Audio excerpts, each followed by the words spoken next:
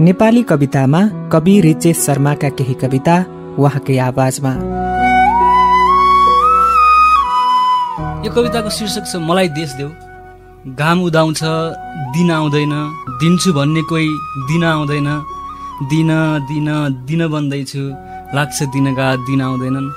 भाषा छैन देशको, परिभाषा छैन, नुन छैन, कानुन छैन, माना छैन, सिमाना छैन, आफ्नो भन्ने नाना छैन, अनि खोज्छु देश कहाँ छ। तिमी भन्छौ देश बन्दैछ, म त देख्छु बाटो बन्द छ, चोट छ मात्र चोट छ।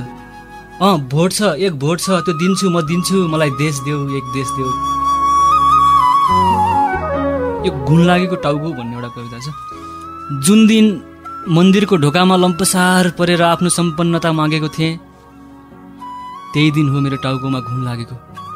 जुन दिन मन्दिरको ढोकामा लम्पसार परेर आफ्नो सम्पन्नता मागेको थिएँ, त्यही दिन हो मेरो टाउकोमा घुन लागेको।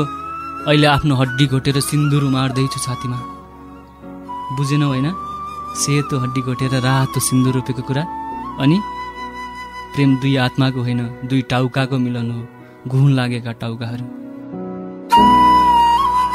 काँडा दुवै खुट्टालाई फालेर हावामा, खुट्टामा बिजाइरहने काँडाहरूको माला लगाएर छमछमी नाचिदिन्छु ताली बजाउँदै। पागल भन्नेले भनिरहन्, यहाँ बलजफ्ती सध्य हुनेले नै हो पागलपनको खेती गर्ने। पानी मान्छे अलिकति न्यानो पाउने बित्तिकै आफूले टेकिरहेको धरती छाडेर आकाश छुन उड्ने, अनि उड्दा उड्दै थाकेर सेलाएर न्यानो पाउन छोडेर वा आकाश छैन भन्ने बुझेर फेरि भुइँमै झर्ने। पानी मान्छे, मान्छे पानी, पानी मान्छे। आगो पेटभरि आगो खान आकाशले पनि सक्दैन।